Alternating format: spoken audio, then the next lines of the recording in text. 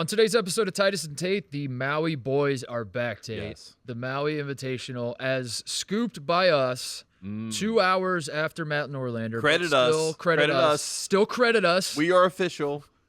We weren't. We learned this when I scooped Coach K. If you're not the official scoop, then it doesn't count. Yes, we were the official scoop once again, and we were also not first once again somehow, because the Scoops game hates me. I think I'm just like, I don't know what I've done to the Scoops gods, but I will be paying for my Brad. But remember that Michigan State game that you scooped? Yeah, and then no one took us seriously. Yeah, but that was great though. The Maui Invitational bracket was released. And we're going to talk about it. We are Maui guys. We're going. Ohio State will be there. I have officially in the we got the bracket, what was it, like Thursday of last week? And we were told to not talk about it. Hold it. We were told to hold. I was literally on the phone with my mom, and we were just bouncing stuff around. And I was like, yeah, you know, another thing that's happened in my life, I just got the Maui bracket. That's pretty cool. She's like, oh, yeah, who's Ohio State play? I was like, I can't tell you, Mom. It's an embargo. Like, I can't. Yes. You got to hold. And then it still leaks before we put it out. But in the time since I've gotten the bracket, I would like to officially report that I've talked myself into Ohio State winning the Maui Invitational. No way. At least 100 times. Oh, and wow. I've talked us into losing all 3 games in embarrassing fashion at least 100 times. Well, you gotta feel both sides. You gotta play out both sides. I like that. I need Nathan Fielder to come the help rehearsal. Me, to do a rehearsal with the Maui Invitational, because I am just all over the place emotionally. Mark, the Buckeyes are down 42 right now. Yeah. Arthur Kaluma just got an alley-oop.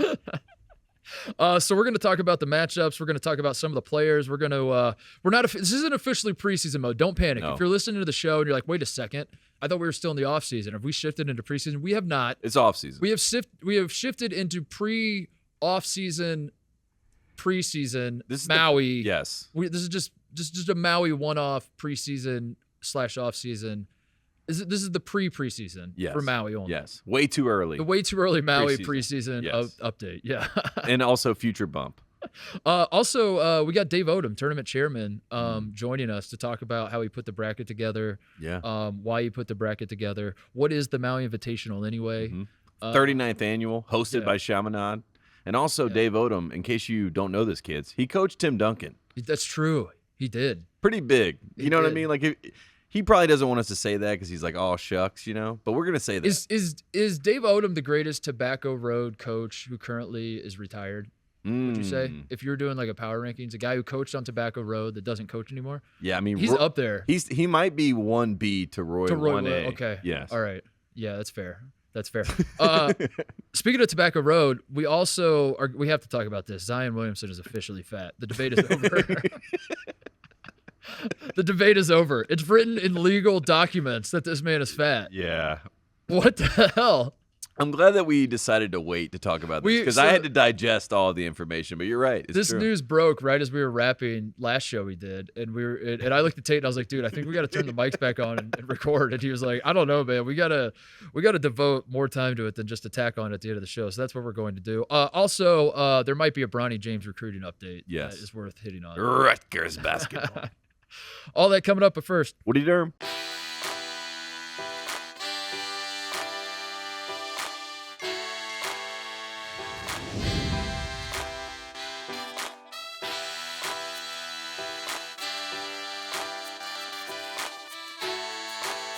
All right, let's start with these Maui matchups, Tate. I'm going to read through the matchups real quick, and then we can pick it apart and talk about what's interesting, what's not. All of it's interesting. First of all, absolutely insane loaded field. Just bonkers field, as is customary with Maui, but this year is taken to another level. This year is, like, Maui is officially back. Maui is... Maui got the Maui bump. Maui got the Maui bump. We didn't think that was possible, but you look at this field, and it checks Next year's field is also insane, but we'll save that. That's way too early to retire. And it's the 40th annual, 2023. That's the way too early discussion. We'll save that for a second. But this year's field, here are the games. Here's the first round, the first round games in this year's Maui Invitational, November 21st through 23rd.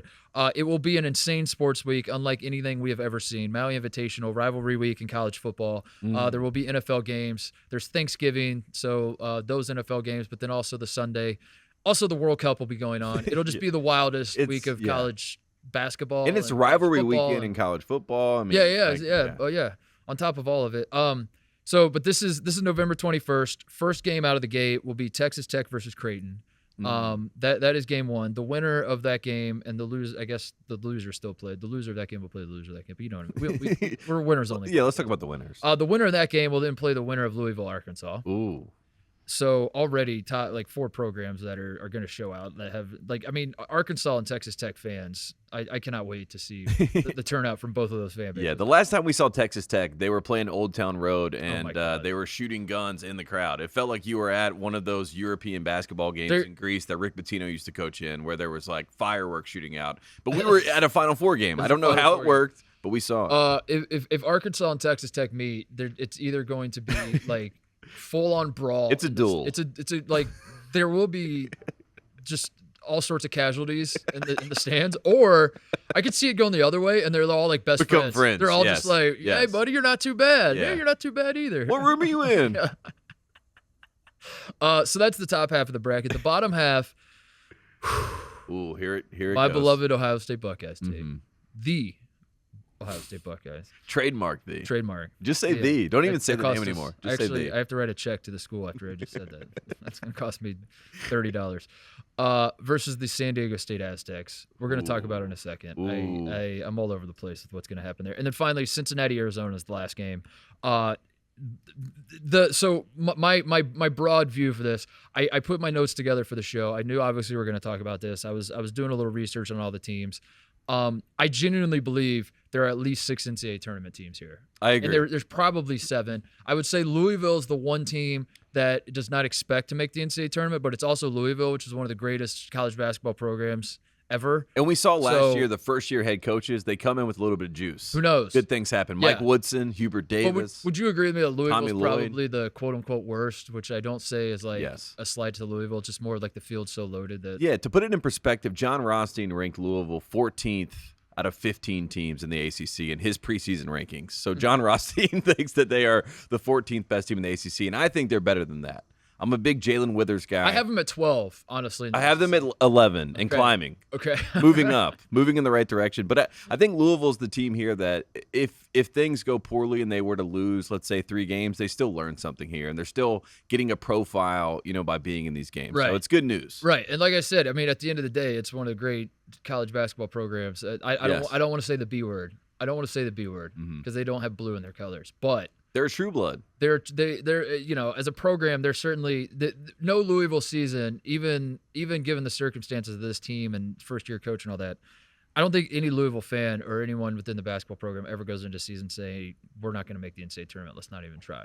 Exactly. So they're going to be, and they believe in Kenny Payne. And Kenny Payne is got something up his sleeve. I don't know what it is, but hey, maybe he gets an upset here in Maui. Otherwise, I mean, Texas Tech is going to be nasty. Creighton's going to be top 5. Louisville, we already talked about. Arkansas is going to be top 10, top 5. They're a little bit different team than they've had the past couple of years, but they have maybe the best. I mean, the number 1 freshman. I mean, every freshman's the number 1 freshman, but this one's one of the number 1 freshmen. And they probably have 20 transfers that we don't even know about that are just stowed away, ready to go. There's no way of knowing about this. No way. Eric Musselman doesn't even know about it. They just show up. He gave everybody an offer that was in the portal, and he said, "We'll see who comes." Buckeyes, a lot of question marks, a lot of roster turnover. We can talk about it in a second, but San Diego State is going to. Matt Bradley's back, who is absolutely terrifying, and I've already had nightmares about. Cincinnati has their top 3 scorers back. They got Landers Nolly from Memphis. They got Rob Finney from Indiana. Arizona has guys back you remember. They have Courtney Ramey from Texas. Courtney Ramey. He's becoming a staple in college basketball at this point. So my overarching point about this Maui Invitational is it is absolutely loaded. There are no gimmies. There are no cupcakes. And there are a ton of great individual players, which I should have teased at the top. I did my Maui hymn list. No way. The Maui hymn. Did? The way too early preseason Maui hymns. Wow. The Maui Jim. We should get Maui Jim to sponsor that. The Maui Jim. I'm kind of concerned that as soon as you put that ranking out, we're into preseason mode. You know what I mean? Because then I'm thinking about all these hymns. We should convince Maui Jim to let us at the Maui Invitational put a lay on the guy that we deem the Maui hymn, the MVP. It's different from the MVP. Because the 2020 season, Obi Toppin was Maui hymn. Yes. I think Devontae, it wasn't Devontae Graham. It was Devon Dotson. Yeah, it would have been Devon Dotson. Or was it Azubuike who won? It was probably Dotson. Probably Dotson, but Azubuike was I think it was definitely in the Dotson. mix. I think it was Dotson. I think it was too. Dotson. In my head, it was Dotson. Dotson, I think, won MVP. Mm-hmm. Let's say it was Dotson. But we decided that Obi Toppin was Maui him. Yes. And we put the lay on And him. Anthony Edwards was honorary him. Honorary him. Yes. We put the lay on him, and then he has to do the Mike Brey picture as part of the he takes his shirt off and flexes like Mike Brey in the locker room when Notre Dame won, and that's and then he has to come with us and pay for Maui sunglasses where he gets 40% discount. He has to buy a pair of glasses. And he's like, but excuse me, I'm Maui him. And they're like, no, they're like only 40% off. So I'm gonna give you my Maui hymns list though. This is my the hymn watch list of the Maui Invitational. It's pretty bonkers. There are so many good players in this thing. It's gonna be good. So where do you want to start with this as we're sussing out what stands out to us? The first thing that popped in my mind when I saw these 8 teams, and again, like you said, probably 7 tournament teams here in both of our minds, I said to myself, who's the favorite? You know, and I play it out in my head. I could, obviously Creighton's a top 5 type team. I feel like Arkansas in the Must Bus has a lot of mojo going into this event. One slight that I did want to point out for your Buckeyes, they're not the home team.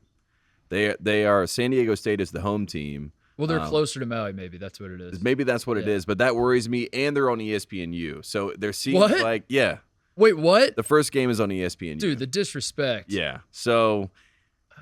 Are you serious? Yeah, I am serious. That really worries me. So those slights make me think that maybe Maui knows something about this matchup that you don't want to know. And also, I did figure this out. We had our Big Ten stat of the week about how these were all the first-time head coaches in Maui.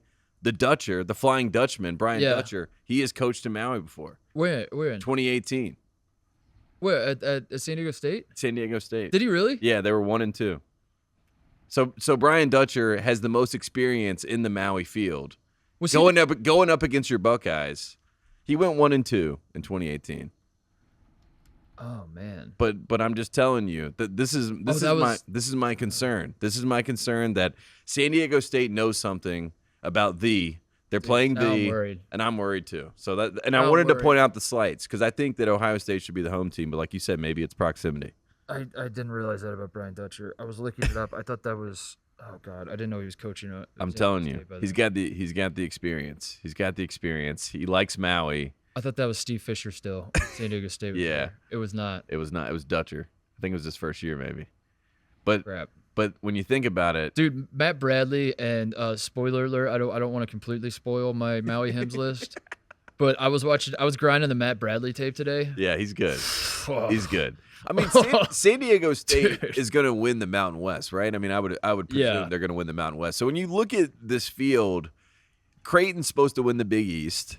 I mean, these are they're a lot of conference champions. Arkansas is probably not the favorite in the SEC. Arkansas has a lot of question marks in terms of like being young, but they're talented as hell, man. They got 3 5-star guys. They lost basically their whole team from last year, which is usually not great. Yeah. Usually not what you want. Note's gone. Jalen Williams gone. Chris Likes is gone. I could go through the whole list, but you could just Google the rest. But Nick Smith is one of them ones, as we say on the show, and I'm really fascinated. But I should say too that like if Arkansas was Duke or Kentucky, we would be rolling our eyes at the idea of like you're just going to roll the ball out for 3 5-stars and expect because you went to back-to-back Elite Eights, now you're going to be good. It doesn't work that way. Calm down, everybody. But since their jerseys say something other than Duke and Kentucky, I'll buy into it. Yeah, I'm kind of into it. Like every other program, when they get like 3 5-stars, I'm like, damn, dude, they're gonna be pretty good. And Duke's like, we got 7 5-stars. I'm like, we'll see. We'll see how good they are. We'll see. How many of them reclassed, and we'll see. But you're right. I think Muscle Meme, a.k.a. Eric Musselman, has an identity with his Arkansas group, and they're trying to get over the hump to get into that category where they're, talking about being a true blood, a blue blood, a new blood, whatever you want to call it. They're going to be all over the place in the preseason polls. Not like no one's going to be dumb enough to put them at like 24 or anything. I think there'll be like some polls that'll have them at like 4th. And something like 12th. But they'll probably settle in at like 10th or 11th actually when all the dust settles. I think Creighton will be the favorite going into this, or at least Creighton is the favorite going into of all the teams in the Maui Invitational. Creighton will, I feel confident, will be the highest ranked team in the preseason AP poll. Is that a fair way of saying it? I don't know what's going to happen between now and Maui. I agree. You might lose a game or two on the way, or someone might look like Arkansas might come out of the gate and win every game by 90 before they get to Maui, and we're like, all right, we changed our mind. Maybe Arkansas should be the favorite. But I think Creighton is going to be the highest ranked team in it. I agree with that. I'm worried about Creighton carrying that burden of being, that team. And what really scares me is a team like Arizona that's going to be there that I think really might be that team. I think Arizona could sneakily be a team that, as we keep talking about Creighton and Arkansas, but Arizona's right there. Tough matchup in that first game against Wes Miller, but I could see Arizona going on a run. I see Creighton, Texas Tech is not fun. Out of a 9:30 a.m. tip, local time, Creighton is the favorite, quote unquote, to win Texas Tech is going to be all. And you got Texas Tech to open the tournament. Come on. At 9:30 a.m. after being on the island for like 4 days, chilling and having a good time. And Texas the Tech ball's tipped, and you got Mark Adams' defense. He's like, pick him up full court. Dude, I don't want to be part of that. Exactly. Hell no. That's what worries me about Creighton. I feel like even though they are the home team, they got a tough draw with Texas Tech. Arizona, I could see when I close my eyes and I do the Maui test of like who's holding up the Duke trophy, I see the Wildcats. Yeah. Yeah. Okay. I gotta let me try that. I'm closing it. I see it. It's a red team. Okay. So is it Louisville? A lot of red. Texas Tech. Creighton is out. Creighton's out. Is it Arkansas shade of red? Is it? No. Okay. There's a little. It's a scarlet. I see scarlet. Okay. What's the other color? It's gray? It's gray. Okay, we see scarlet, we see gray. Oh, my gosh. No, my God. The Buckeyes part of this is there are 10 million question marks around Ohio State. The number one question mark is, are we any good? Like, are we simply a good? This is like Chris Holtman does this going into every season where he just downplays the roster. He's sandbagging. He shrugs his shoulders. He's like, we could be like 12 deep. Honestly, we could be. I might tighten the rotation. There's no way of knowing. I know Zed Key is definitely going to start for this team. Yes, I'm 100% sure about that. Same. Justice Suing will start if he's healthy, but like, good luck trying to decide if he's healthy. The Buckeyes are getting ready to go on a Bahamas trip, and like, apparently Justice Suing isn't even like full 100% yet. And if you ask me what injury he's battling back from, I would say all of them. I don't remember. Yes. All of them. Yeah. Meanwhile, Seth Towns is still at Ohio State, believe it or not. I shit you not. No way. You're going to think this is a joke. I shit you not. This is his 7th year in college basketball. That is not an exaggeration. No, that checks out. 7th year senior. He played for Tommy Arica at least 5 years ago. Yes. So, yeah, that makes sense. He transferred to Ohio State when Thad was there, I think. I'm kidding. I don't know. I don't even know anymore, honestly. But he's not going to actually play, but he's like a carrot that gets dangled in front of us. Yeah. It's like, just remember, Seth Towns. Ivy League Player of the Year. Yeah, he could come back. Things are different. It might be different, but he's not going to come back. And then there's we have a bunch of transfers. Tanner Holden from Wright State averaged 20 a game at Wright State. This is not Wright State. This is Big Ten, big boy basketball. We'll see. I hope it translates. I hope he's awesome. I don't think he's going to average 20 points a game this year, but I hope he does. Yeah. I'm right there with you. Sean McNeil from West Virginia. He's a Buckeye now. Isaiah Likely from Oklahoma State. That was the big one. He's a big one. I'm excited about him. We got a great recruiting class of like a bunch of guys that are pretty good, but not that's kind of like Arkansas's 5 stars. You know what I mean? Yeah. So it's just like, how good are the recruits? How good are the transfers? Rick Pitino would call them 4+ stars. Yeah. They're not 5 stars. We got a bunch of 4+ stars. We got transfers that like likely can't shoot. Like the scouting report on him is he's a bulldog. He's tough. Can't shoot to save his life. Gets downhill now. You're like, touches the paint. Like, I don't know if that's what we need, but also like it is kind of what we need. Tanner Holden again. It's like the guy lights it up, but then last year in the NCAA tournament, he played Arizona actually, who he might get to play again. Wasn't great against Arizona in the NCAA tournament, so it's like I don't know what's going to happen there. I don't know if everyone's going to be healthy. All I know is Zed Key is going to have like 5 or 6 moments this season that make me love him and want to buy his jersey. Yes, and that's about it. And I don't know if they're going to happen in the NIT, in the Maui Invitational. It starts in Maui. In the 13 versus 12 Big Ten tournament game played on like Monday morning. It starts in Maui, and I feel like if I close my eyes in a best case scenario, I do see an Ohio winners bracket. I do see Ohio State, Cincinnati. I see Wes Miller getting his signature win against an Arizona team that's kind of figuring it out. They're enjoying paradise a little bit too much. And then we get Ohio in the winner's bracket. But if it doesn't happen that way and we get Ohio in the loser's bracket, it's still interesting. You know what I mean? Because we still get Cincinnati, Ohio State. So that's what I do like about this bracket, because if it does go either way, it could still be fun, even if we're on the wrong side of things. I don't want to play Arizona or Cincinnati. I want to opt out. How do I opt out? Jalen Johnson, where are you? I feel like teach us. Yeah. Teach us your ways. Teach us how to opt out. I feel like you felt going into the Final Four, but probably not as intense, I would say. Probably not to that level. But the idea of like, I don't actually want to play this game, but if you tell me we're gonna win, then I do want to play. You know what I mean? Like, yes. Like my mind's only going to losing. Like, first of all, we're gonna lose to San Diego State, which is fine, whatever. But we're still gonna have to play Cincinnati or Arizona in the second game, and then my mind's like, it will not entertain a possibility where we win either one of those games. Yeah, trap games. Yeah, so back-to-back like, bad matchups. So like I'm like, if we lose to San Diego State, just wave the white. How do we wave the white flag without without being the worst case losers, scenario is that you lose to San Diego State and then Arizona gets upset and then they're in the losers bracket, but they need a redemption game. And then I don't know, man. Cincinnati's pretty good. It might not even be an upset. Like Arizona, like that's gonna be a great game for real. Yeah, because Cincinnati is David DeJulius for like he's scared. Like I'm gonna talk about these guys individually. Like spoiler, David Julius is gonna be on my him power rankings. But Michigan transfer is playing for Cincinnati. Like this man hates Ohio State. He has to. Are you kidding me? Do the math on that one. He played at Michigan and then he transferred to Cincinnati. He's like, where else can I go to play Ohio State? I hate these dudes. And then Arizona, Kirk Kreese is back. Tubelis is back. They got Courtney Ramey. Kreese and... Are you worried about Ramey and Kreese in the backcourt together? Of course, dude. Yeah, I'm a little worried. I'm worried about Kreese has like one game every 5 games he plays. He's actually not as awesome as I think he is, but he shows up like one game. He's one of them games. ones, yeah. Yeah, he definitely has the attitude of one of them ones. When he's firing off cylinders, it's incredible. Yeah. And of course your mind goes to like the worst case scenario, and he's going to do it against Ohio State in the second round. So like I'm scared that we're going to look up day 3. We're in the 8th place game against the Louisville team that's just trying to get a silver lining before. Yeah. And you guys are tapped out of it. And we got so many question marks. Louisville's like, we need a win. Yeah, we need one win. This is a program, and then Kenny Payne wins. It's a program win.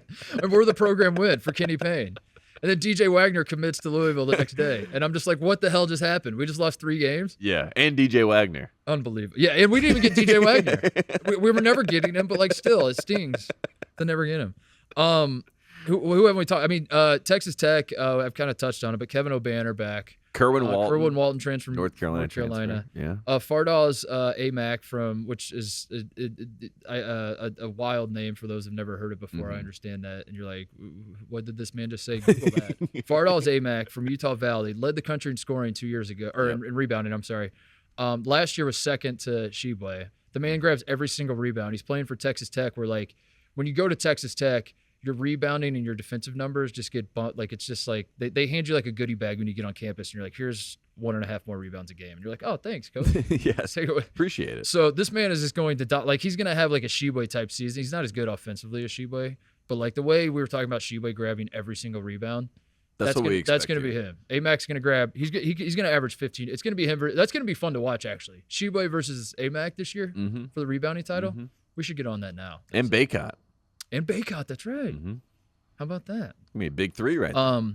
So the Texas Tech machine rolls on. I think the Texas Tech fans are going to be bananas. I'm excited to see them. That's a really tough matchup for Creighton. Yeah. To open up that tournament. Texas Tech, they might be the dark horse favorites of this tournament because, like you said, I mean, they're going to play defense and they have an identity. A lot of these teams are still trying to figure out their identity. It seems like Mark Adams and Texas Tech, no matter who the players are, they play that type of game. So fun to watch. I forgot to mention San Diego State, Jaden Ledee from TCU. He's not that great of a player, but he started his career at Ohio State and then transferred to TCU, and now he just transferred to San Diego State. And he's going to give them personal vendetta. He's going to give them like 30 minutes, I don't know. He might play a bigger role for San Diego State, but I think San Diego State brings a lot of dudes back. They're going to start a lot of upperclassmen, but it's going to be a personal. This is like the game he goes up against Zed Key, and he's like, I don't fear you at all. I mean, like, are you shitting me? I'm better than you.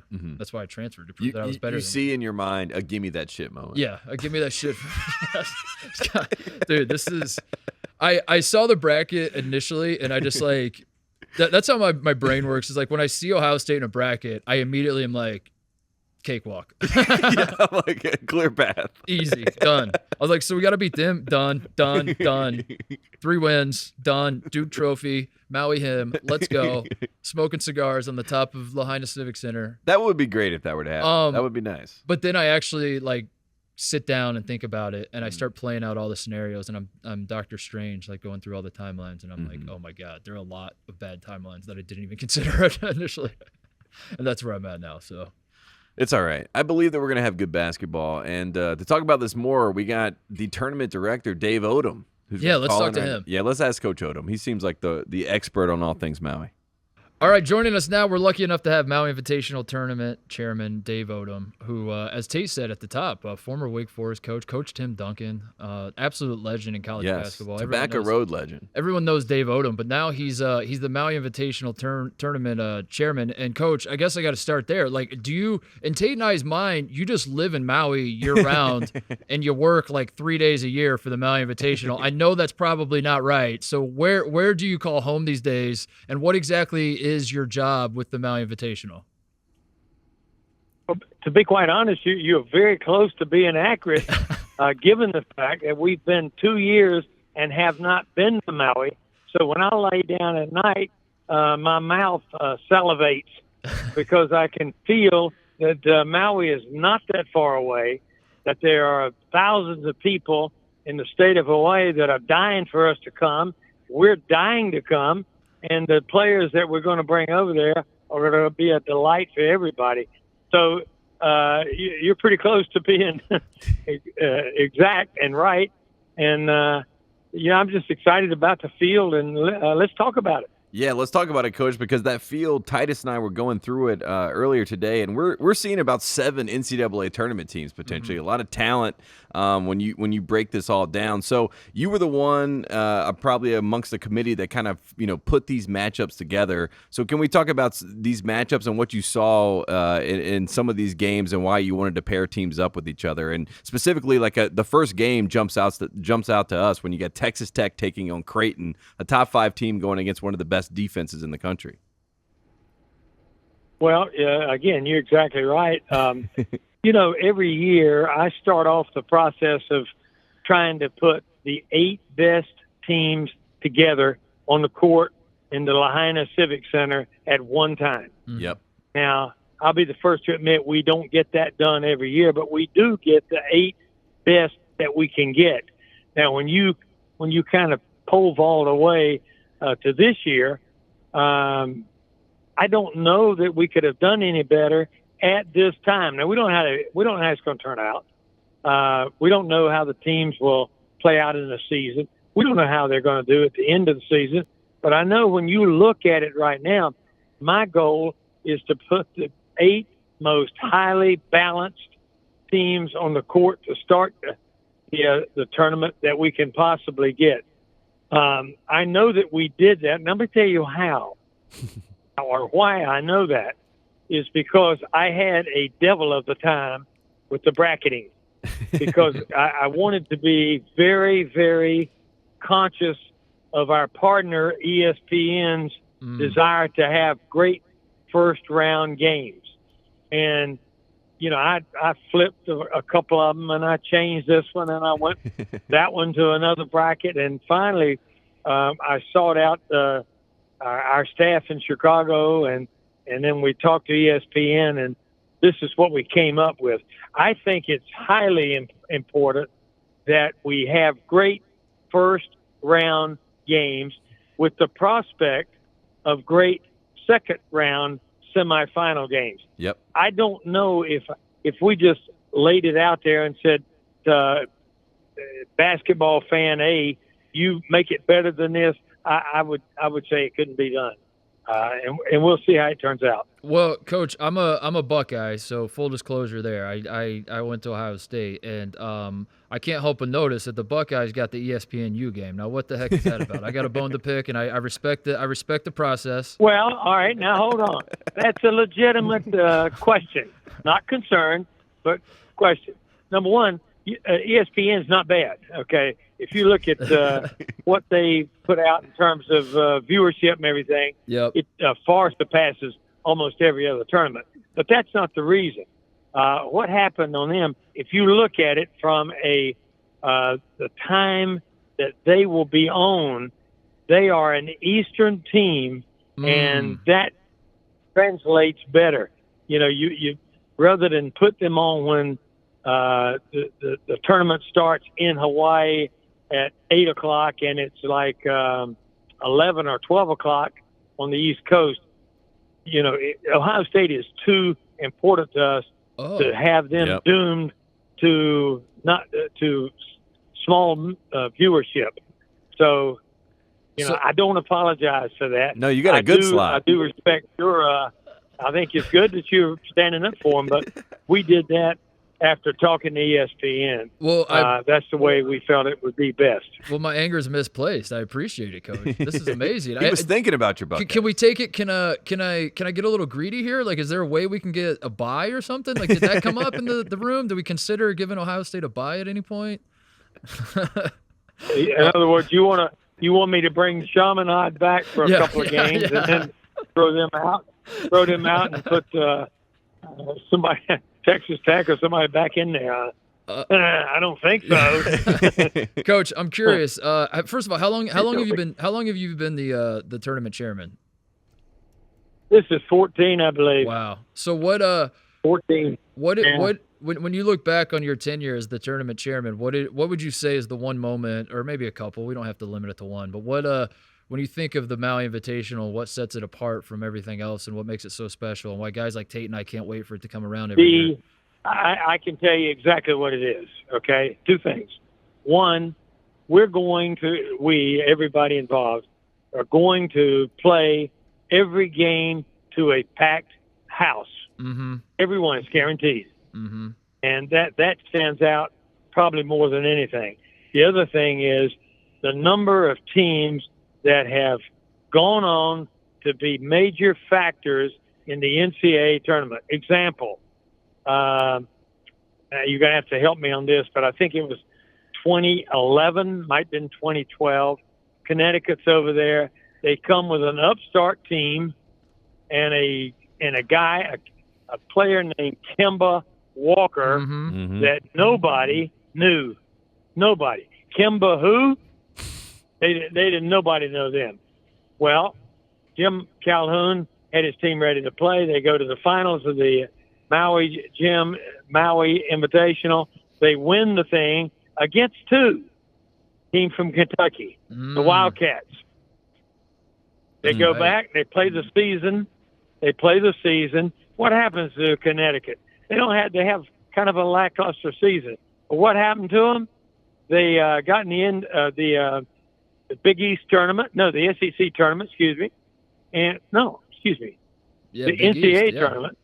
And they won 6 games to get into the Final Four. And they get in the Final Four. They go to the Final 2 against Kentucky. And then they beat Kentucky and were the national champions.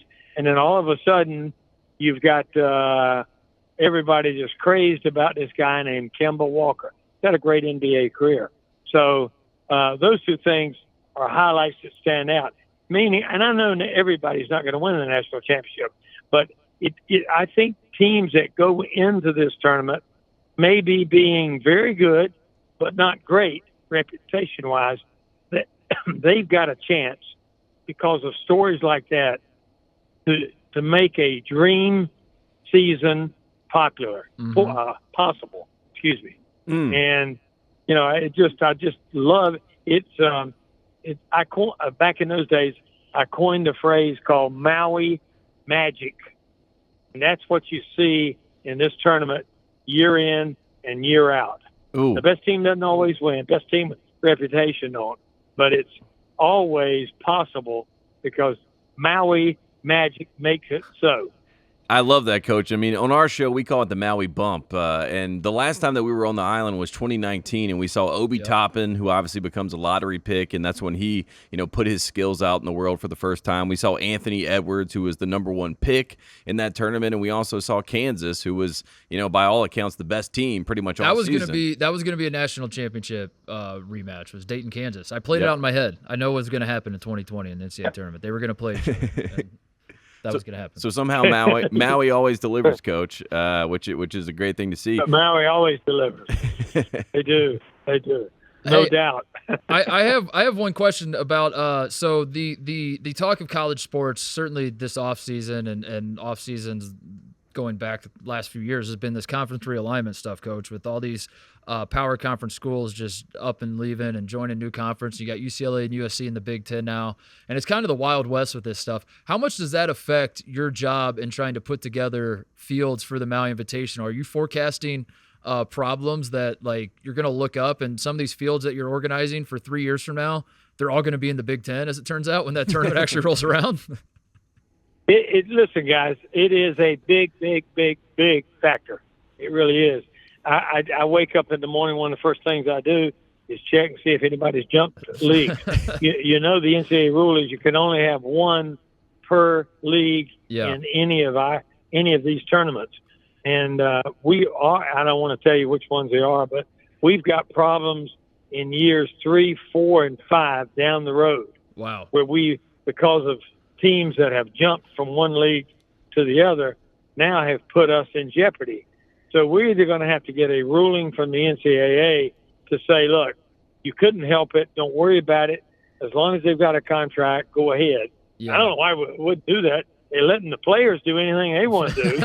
So, I mean, I don't want to, I don't want to be cursed about it, but that is the way I feel. Yeah. And so we'll have to see exactly the way the NCAA feels about that, and then we will adapt. We do want to be honest with the teams that are left behind.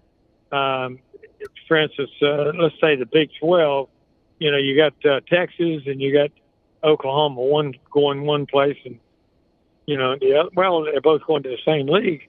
Well, that makes it hard because not only the Big 12 is left behind, but the SEC, we've already got a team signed to go to the Maui tournament in the year that Texas is coming. And they both can't be in there. So we're working through it. I don't want to talk about who it is or anything like that. Yeah. But we'll get through it. We will. And I'm sure everybody's going to understand how it is. Yeah, it just sounds like Titus said, it's the Wild Wild West, so there's a lot of exemptions and clauses that have to be redacted to make things work. One thing that I find fascinating, Coach, obviously, you coach during what some would consider the golden period of college basketball, but you're still connected to the game, obviously, running the Maui Invitational. How much has it been, a joy for you to stay connected to the game and be able to scout and see practices and still stay connected to the game and these teams, even though you're not coaching day to day? Let me tell you, when I walked out of South Carolina, out of my office for the first time, I got in my car and I started driving home, and I said, "What the heck have I done?" I got no job, and I've been coaching for 43 years. What have I done? I get home and I spent one day. My wife looks at me at dinner time. She says, "You have to get busy." And I said, "Well, get your stuff packed. We're going to the beach tomorrow." We got a beach home. We go down there and stay about 6 weeks. I'm walking on the beach and my phone rings. And I pick up the phone and I say, "Hello." And this is Tom Valdesari, Vice President of Kemper Lesnick Sports, and want to know, Dave Gavitt has said you'd be a good candidate for the Maui Jim Maui commissioner's job, which is the one he had. And I said, "I don't know much about it." He said, "Would you come to Chicago and meet with us?" I said, "Yeah, when?" He said, "Next Tuesday," which was 5 days away. I go up there, fly up there, talk with him on Wednesday, fly home Thursday with a job in my back pocket.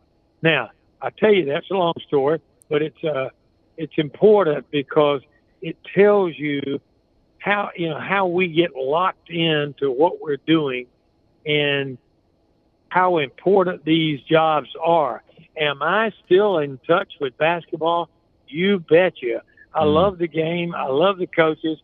I've got a son, the head coach at Utah State now, and he's doing really well. I've got another son who's a scout for the Utah Jazz, now NBA team, and now I'm doing Maui for the 14th year. So it's been a lifetime opportunity for all of the Odoms, and it's been good to us, and I don't want to see it end. But I don't like all of this jumping around from conference to conference. I don't like West going so far east. I don't like East going west, and I certainly don't like the NIL, and I'm not ashamed to say so. Well,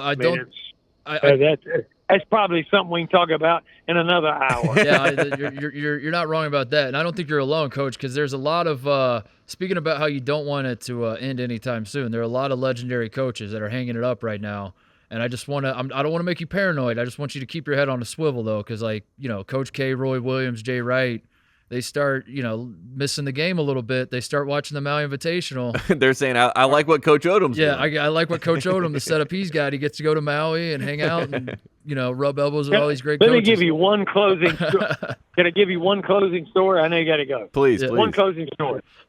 I went to Guilford College, small Division III school in North Carolina, in Greensboro. And I was talking to one of my classmates who played football with me 2 weeks ago. I won't give you his name. And he said, "How do you like the NIL?" I said, "I can't stand it." He said, "I don't either. I'm glad you said that." I said, "Why don't you like it?" He said, "Let me tell you something." He said, "I tallied up the amount of money I made as a 40-year public school teacher / football coach. I also read in the paper where these guys, some of them, the guy going to Alabama is getting $1 million, and he hadn't even thrown a pass. And where other people, other coaches who are not who are having to worry about stinking players coming in who hadn't even made a jump shot. So you got one guy that's made $1 million, he hadn't thrown a pass. You got another kid who is, hadn't made a jump shot. And I said, "Well, Ray, how much did you make?" He said, "In 40 years, I made a whole lot, $200,000 less than $1 million. So $800,000. Wow. So, when you hear that story, when you know that comparison, I mean, hey, friends, you got to be honest about it. That's not right. That is not right. And I feel bad about it. I don't blame the coaches. I don't blame the players. I blame the presidents and the chancellors. That's where the problem is. They could have stopped it. They didn't do it. That's all I got to say. But we'll talk more. Yes, sir. We can have you back on. Yeah, we got to talk an hour about that. But I mean, you're talking to two I guys hope who to do that. You guys coming to Maui or not? We're coming. We're 100% coming, and I look forward to the greasing the wheels for the Buckeyes a little bit, Coach. I think you gotta wake up every morning and ask yourself, how can I make this easier for Ohio State?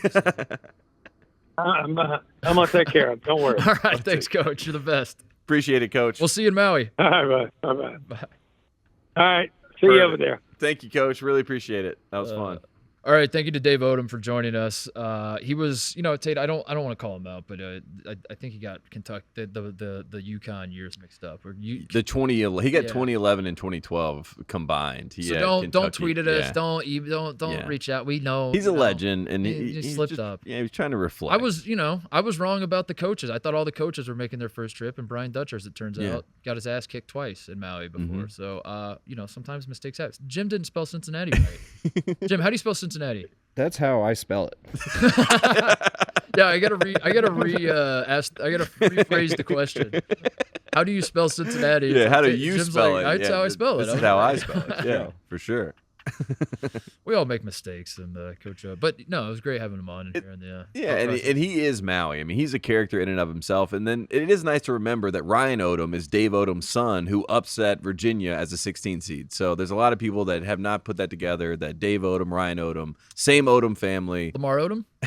Not Lamar Odom, but okay. It's one of those things where it's nice to put the pieces together. Dare I call him Dave Ode him? Yes. Nice little segue to the Maui him watch list that I put together. I'm excited. This has become my life, by the way. Is this the preseason Maui him list? This is the way too early preseason. Way too early off season shifting into preseason Maui him power list. rankings, aka this man is going to kill Ohio State, and I already hate him because of it. Power rankings. He's in Marcus Carr territory. I can just see him being my new Marcus Carr power rankings. So we'll work backwards.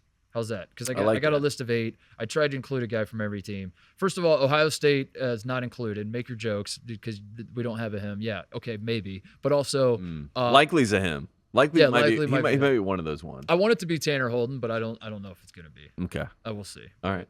But this is I framed it as like, because again I put my mind into like what is going to happen when I'm on the island. Who is going to rip my heart out?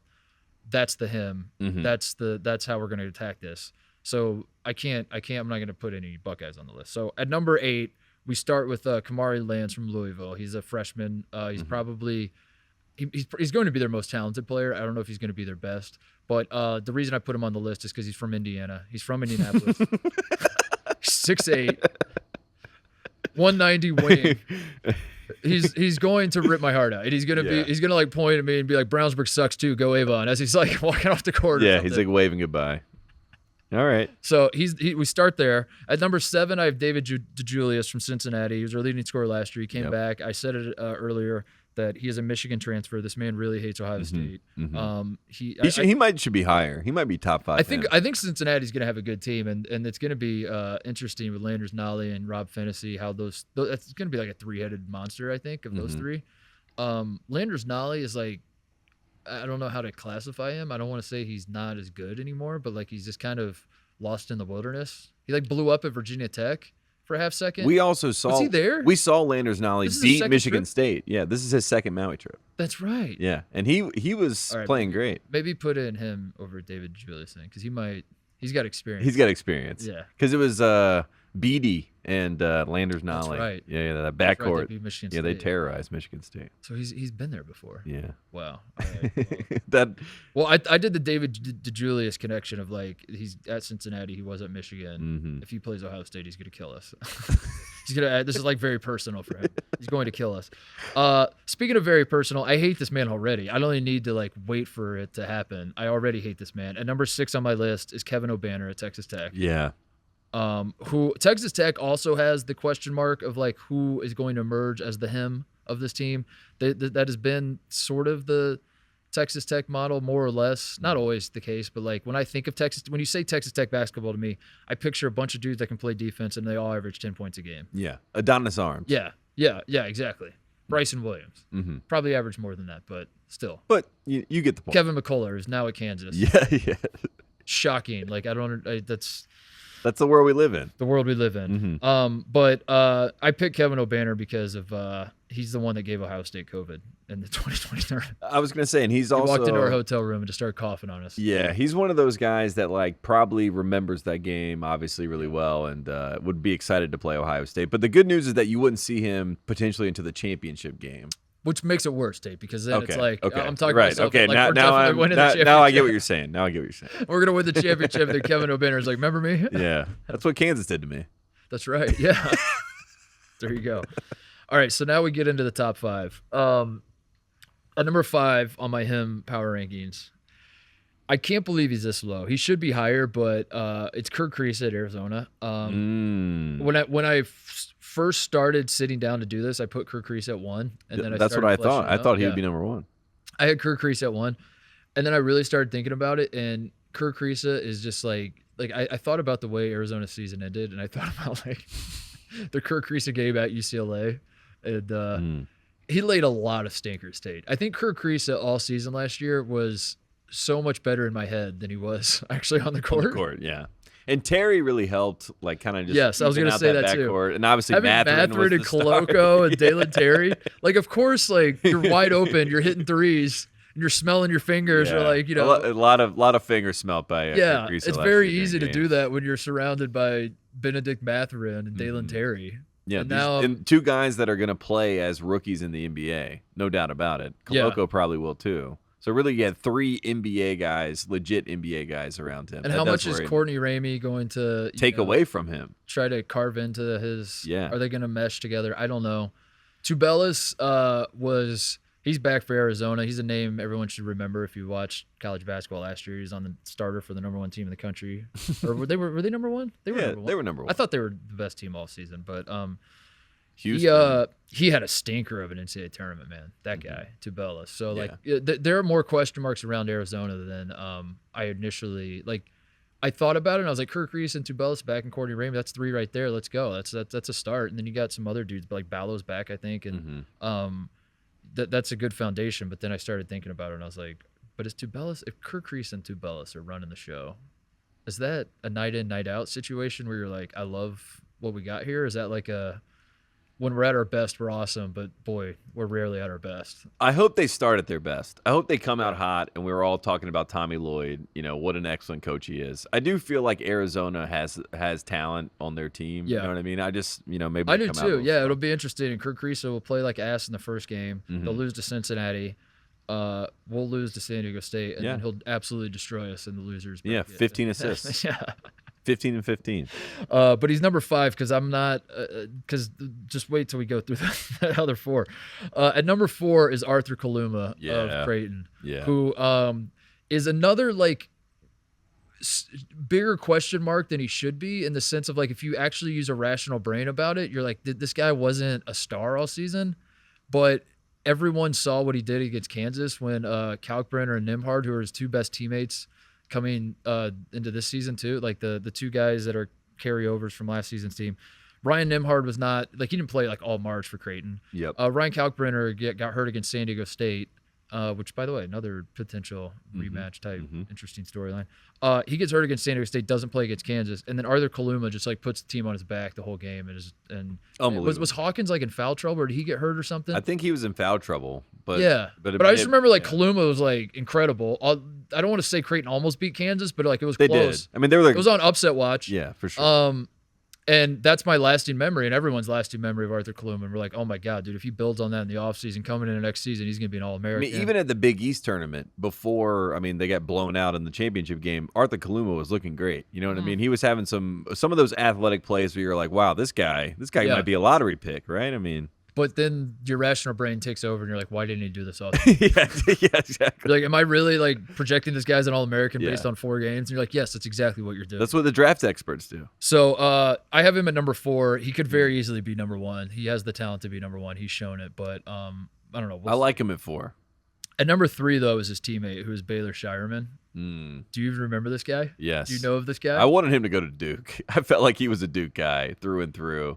But Creighton's giving me 90s Duke vibes these days. You know what I mean? So I think Baylor went to the right school. Baylor Shireman at South Dakota State averaged 16 points, 8 rebounds, 4.5 assists while shooting 47% from the 3-point line. And I understand that he will be playing much more difficult competition at Creighton. I don't expect his numbers to stay the same.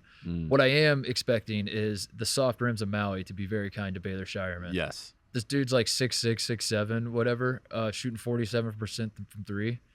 He's not going to miss. And he's certainly, if he plays Ohio State, he's certainly not going to miss. And he also wears a headband, I'm pretty sure. Yes. Doesn't he have a mullet too? Yeah, I mean, he has some sort of hairstyle that definitely, you're looking at him. You're watching this guy play. And they're saying that, he's a problem. That's what the kids are saying. I close my eyes and I picture an Adam Morrison type Maui. Yeah.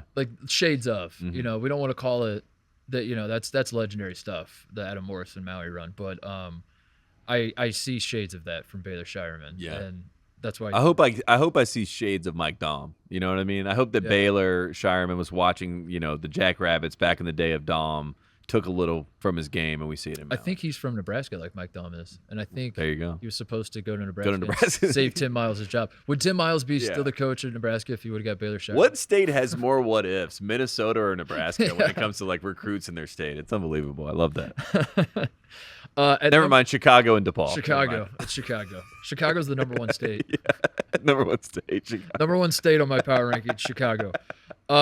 At number 2 on the Maui Him watch list is Nick Smith of Arkansas, who would be the number 1 pick if the NBA respected college basketball. But Victor Wembanyama is going to be, and then the G League Ignite guys or the Thompson guys I saw, the Overtime Elite guys. They're pretty good. They're gonna go. Yeah, you told me they were good. They're gonna be good, but Nick Smith needs a nickname. It's a bad name. He needs a nickname. It's a bad name for creating buzz, if I'm honest. Like, it's a Yeah. When I first saw Nick Richards' name, I was like, not going to be a star. Yeah.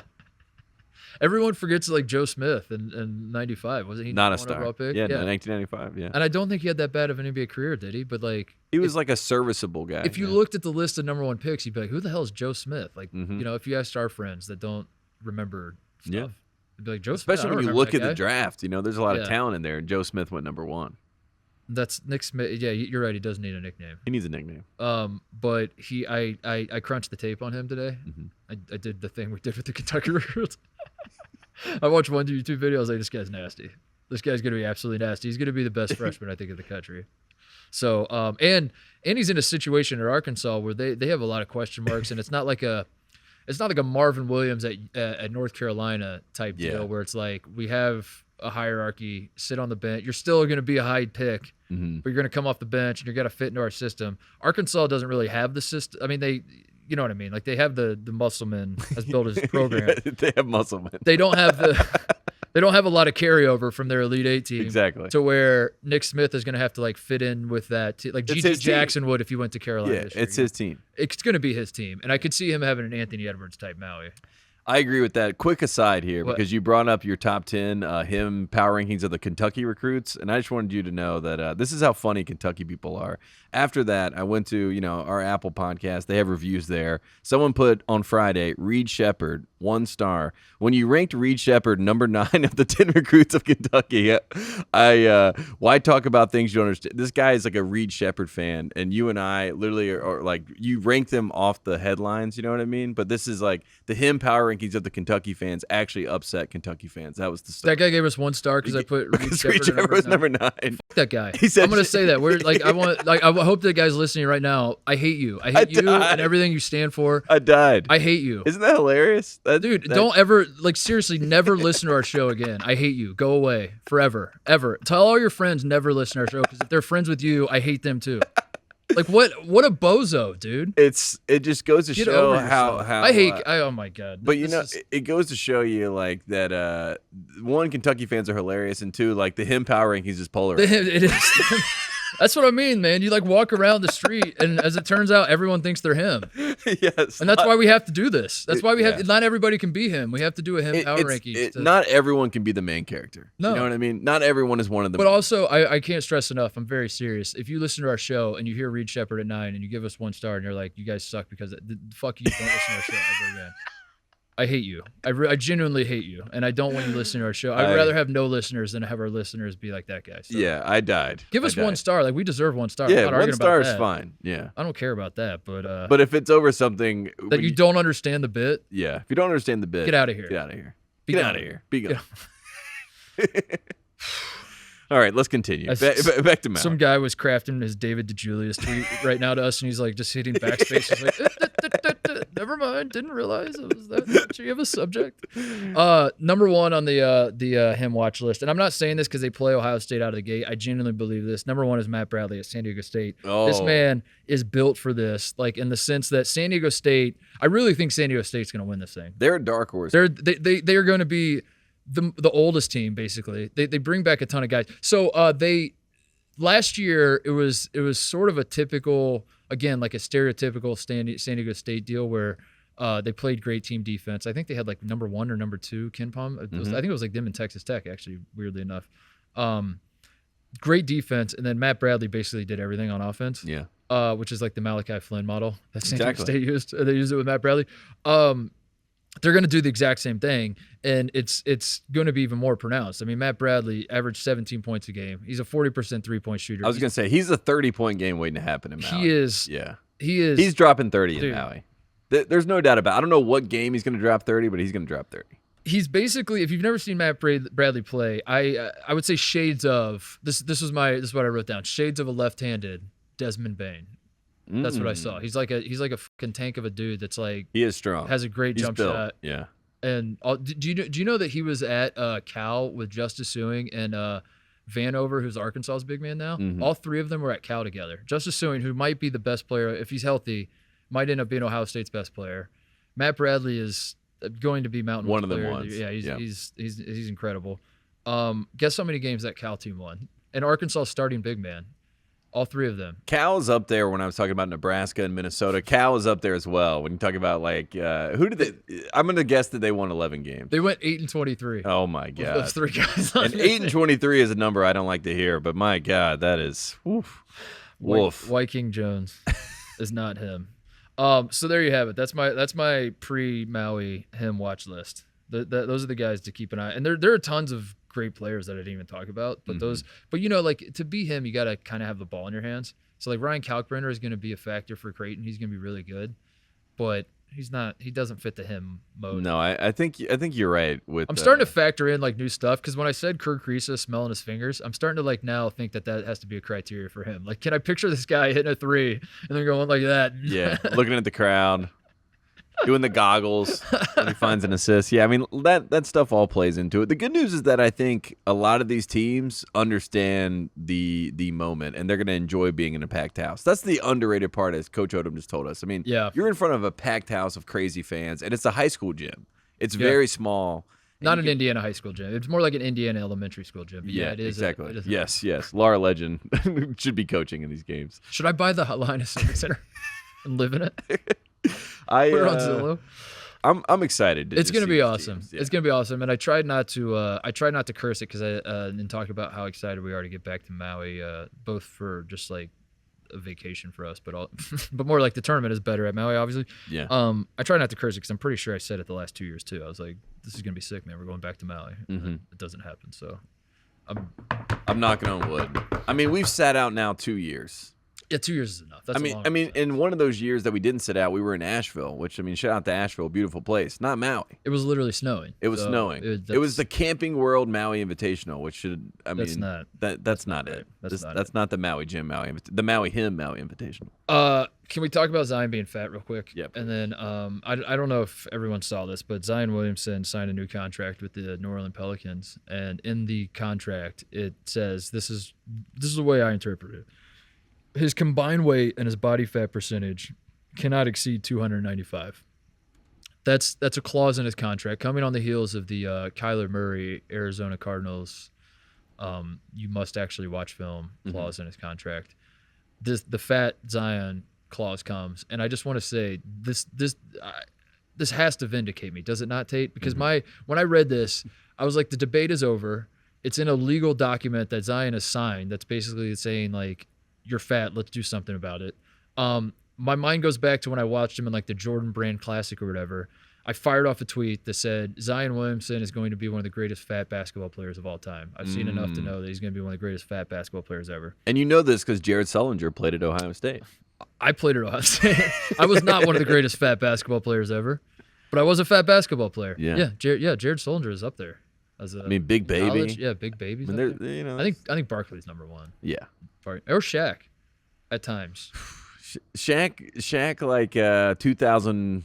2006 Shaq, oh, 2006 Shaq. I mean, that was already done. Yeah. He won the title, and he was when he was the big Aristotle and Shaqtus and all those versions that he came up with. Yeah, that was Fat Shaq. But I tweeted that. I got killed for it. Everyone's like, "Do you think that guy's fat? If he's fat, what hope do I have?" And I was like, "Well, I hope you don't look like that guy." I don't know, man. Like, I don't know how to answer that for you, but like, I see with my own two eyes that. And then he goes to Duke. I'll never forget the pool video. Yes, the ESPN documentary in the offseason that they did, where they did because Duke had the top 3 recruits at a time when the FBI was arresting everybody for cheating, and Kansas got sanctions because they were offering Zion Williamson money, and then he ended up at Duke, and then Duke never got investigated, and no one ever looked into it or cared. And Marvin Bagley also reclassified, moved across the country, and the house that the Bagley family was living in was the exact same house the Zion Williamson family moved into when Marvin Bagley left, and then Zion Williamson's family moved into it. Yep. And no one ever looked into any of this, and Duke was never mentioned in any of the stuff, and the FBI never arrested anybody at Duke. When that happened, they did the documentary, and they had the party at Mr. K's house, and all the basketball players are in the pool, and there's one guy with the shirt on in the pool. And it was Zion. And at the age of 18. Yeah, and I was like, what more proof do we need? And still the debate raged on, and people were like, dude, I don't know. He still looks he's just thick. He's not fat, he's thick. He's strong. His shoe blew up. The shoe blew up. And it just and like for me, it's like I don't want to see anybody be fat. I don't. But I think part of we also don't fat shame. We don't fat shame. It's just like come home, dude. It's like the way that like it's Van Pelt. Van Pelt's the guy who says like it's time to come home when he tells guys it's time to shave your head and be bald. You know, like that's how he phrases it. It's time to come home. That's me with fat people. It's like it's time to come home. Like we're just acknowledge what it is. If you want to change yourself, let's change. If not, don't. That's fine. I don't care. I'm not gonna fat, but like call it what it is. Yeah. You're a big boy, right? And stop doing these photo shoots where you're like, showing your one jacked arm and like a good angle of your body where it like looks like you're not, the weight room when during the pandemic when he had the mask on. Yeah. He was ready for Zion's ready for the ball. He's going to be a problem. Yeah, and then it was like not going to play in the bubble. The thing that I saw that came out of this, Zion is quote bothered by this clause that came out, and it all started. And if I'm Zion, I'm actually upset with Kyler Murray.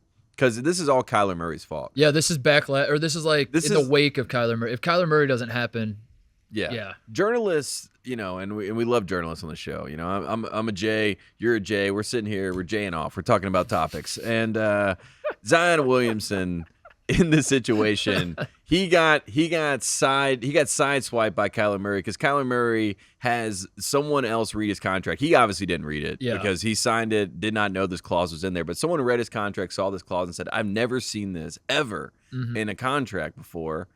What a nerd! Like, who read this contract, by the way? Narc? Yeah, literally snitch. Yeah. So like red flag right there. Which is why. But also, you gave us content, so that was kind of like thank you for that. Yeah, so shout out to that guy, but you're a narc. Yeah, don't do it again. And also, Kyler Murray was yelling at the guy who read the contract, and it's like the whole point was that you were supposed to read the contract. Why is this news to you? But then it led to Zion, people reading his contract because they were like, well, if Kyler has this clause, I wonder what clause Zion has in his big, massive deal. And then so you're the J went too far, and I want to say, Zion, this is not your fault. This is not your fault. This is Kyler Murray's fault. But it has led to this moment where he's bothered by this, and I'm back into panic button. You're hitting the panic button on Zion.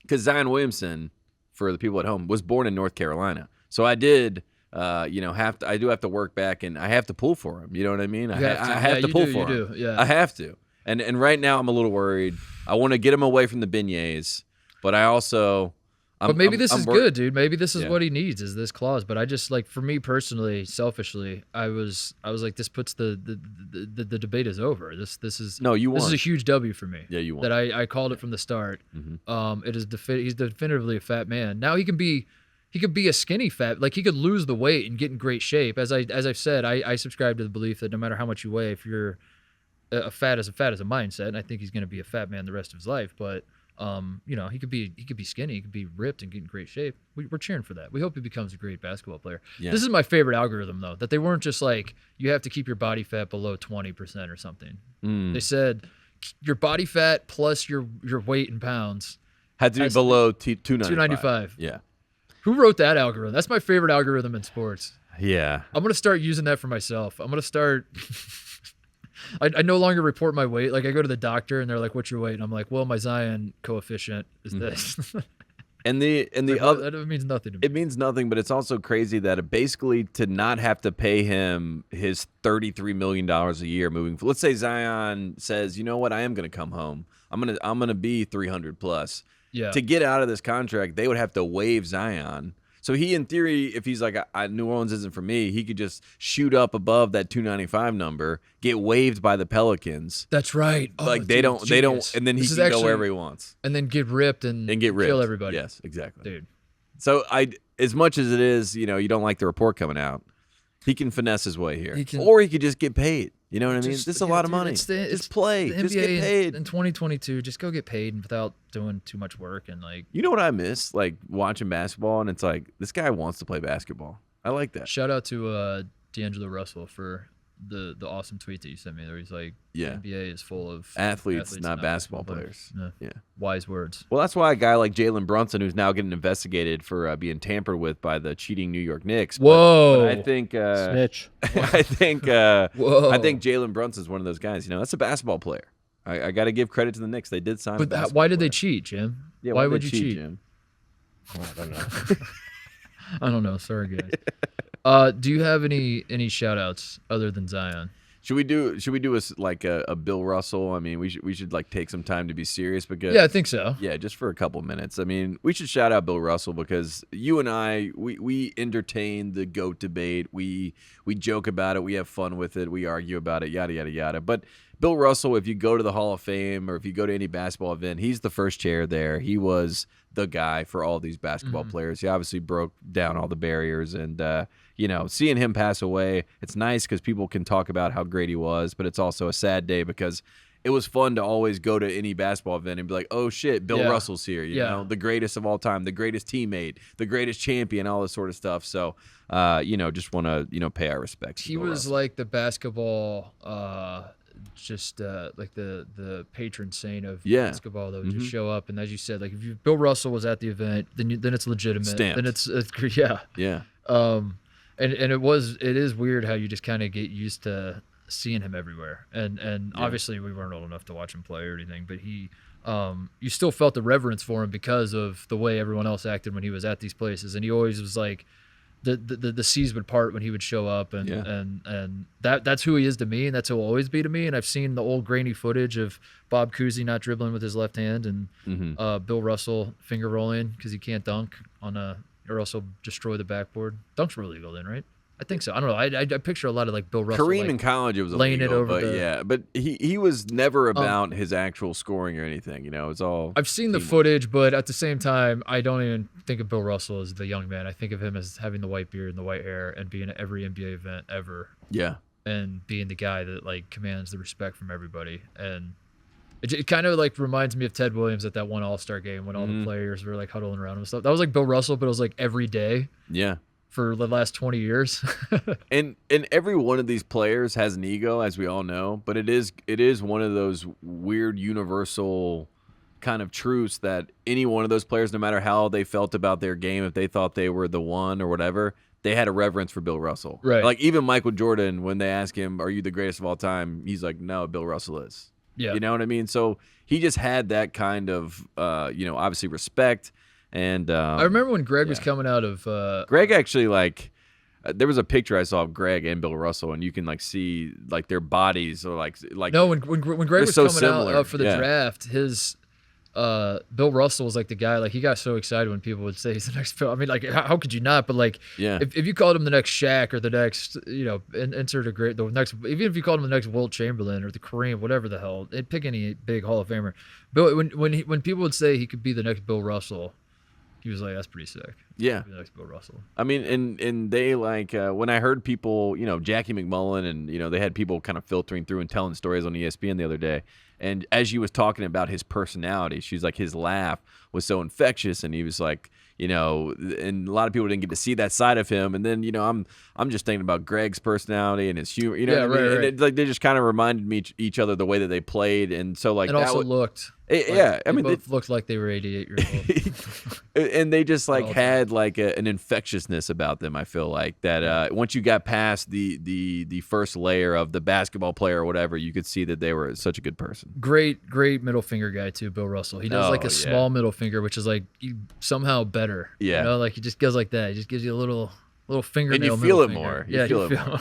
It just like you're like, wow, that one really hurt. But it's understated. Also, you got me. It's like the guys who can like make the cutting comment and you only need 3 words to say it. Yes. And you're like, damn, I came up with this long insult for you and you just like fired Slayed back me. with like 3 words.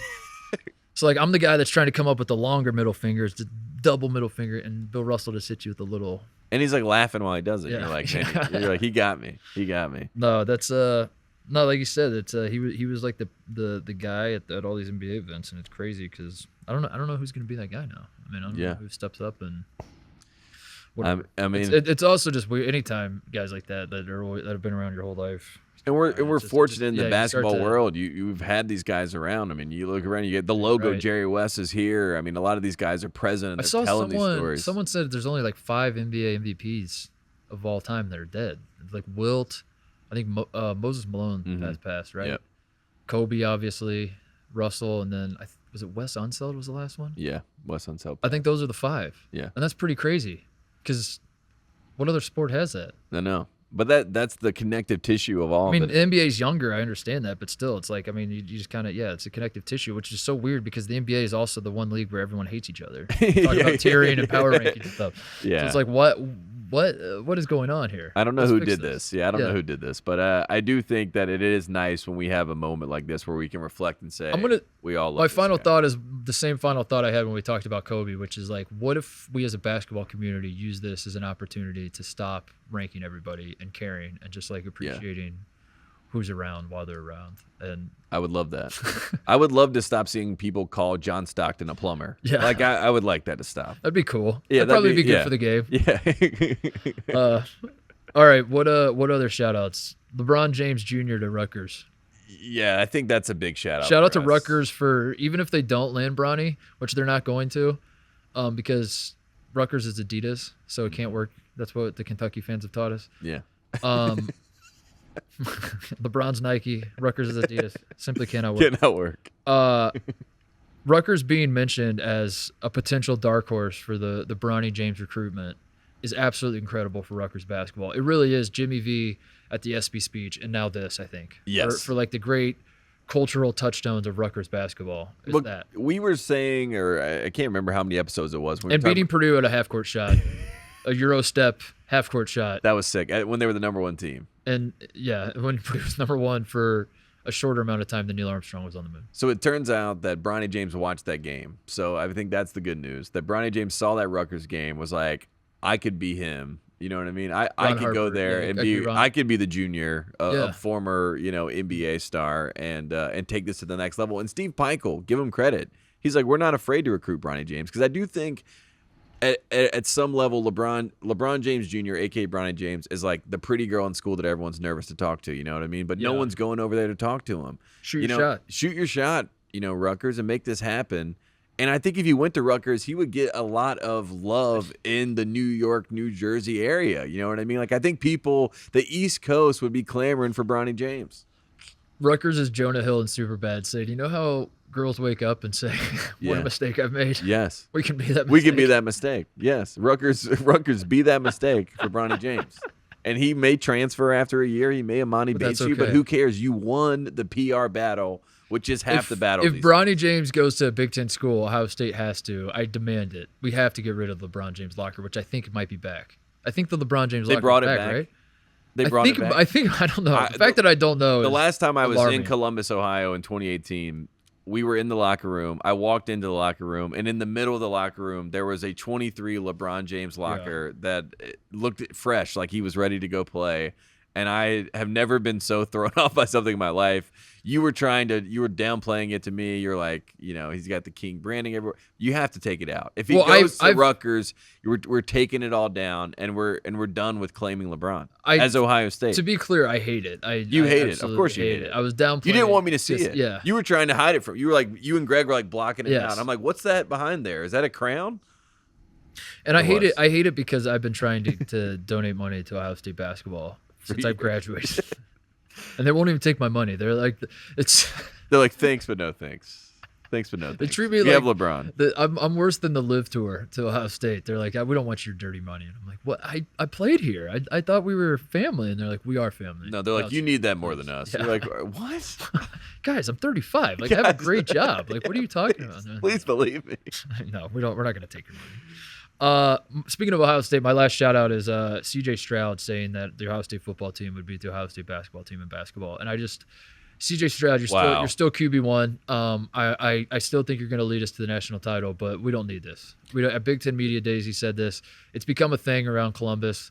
All the Walmart Ohio State fans that don't pay attention to the basketball team. That's what they wanted to hear. They love it. Yeah, they're like, CJ Stroud would average 30 a game. Yeah, those of us that actually care about the university and about the various programs within the university, and certainly a guy like me that is very closely tied to the basketball program. That was a shot to the heart, Tate. Yeah, that one hurt. I didn't like that.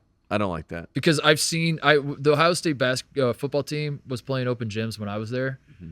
They're all terrible. Like Terrell Pryor was like a top recruit in basketball coming out of high school. Yeah.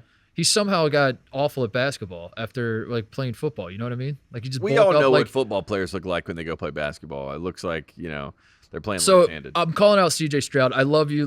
Please beat Notre Dame. Lead the Buckeyes to a title. But you don't need to play the Ohio State basketball team. I'll play you. Come play me, and I'll give you that work, dude. Okay. I will. I will. I like that.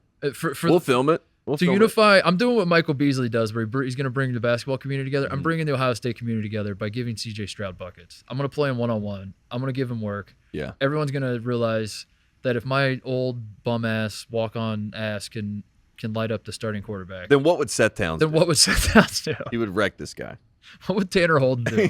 He would Zed Key's big ass backing down. No one's scoring on Zed. No one's scoring. Yeah. Are you kidding me? I dig that. Anyway. Dig that. One last shout out for me. Shout out to Roy Williams, my head coach always and forever. It's his birthday today. Oh, really? Yeah, so happy birthday, Roy Williams. 72 years young. Forever 69? Yeah, forever 69.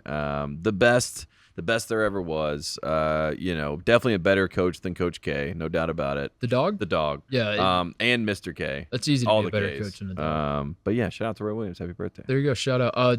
Jim, do you have a shout out? Any shout outs? No. Since Jim wants to shout out Cincinnati. Yeah. Cincinnatus. Who was Cincinnatus? Wasn't he a Leonidas. No idea. he was a guy that they named the city after. Oh, really? He was? No, yeah, Cincinnatus. Nice. But I don't. Sorry, I didn't How do you have my spell it, Ohio Jim? How do you facts. spell Cincinnatus? I don't know. I don't know. Who cares? It's just spelling. All right. Thank you to Dave Odom for joining us. Thank you to the Maui Invitational. We are very excited to get back to Maui, and we hope you are too. You have your him watch list, so go do your own research. And if I swear to God, if you give us 1 star and comment that I got the him list wrong, You're done. You're done. dead to us. You're dead. Yeah. Get out of here. That's it. And I apologize to my mother for dropping F-bombs about that guy, but I really am fired up. And really, if you do listen to the show and you give us 1 star because I upset you about Reed Shepard, who I called, by the way, I said he was my favorite recruit. Yeah. Did I not? Did I say like that was? Yeah, didn't he listen. didn't listen. Just look at the list. He just looked at That's the probably what. Did we get aggregated? I think we got aggregated. Somebody These damn did aggregators. Did someone put a list on like a Kentucky forum or something Probably. of my rankings, and this guy saw it and didn't even listen? And he's like, Reed's my favorite player. 1 star. Well, I take all that back then. Maybe we can get this guy in the fold and be like, I actually like those guys. They're fun. Yeah. That's what we try to do with Kentucky Sports Radio. We're just like, give us another chance. Yeah. We'll come in. We'll sweet talk them. They're like, no. I don't think I want to anymore. Yeah, I don't think think that so ship either. is sailed. We moved on. All right. We'll see you guys Friday. Bang.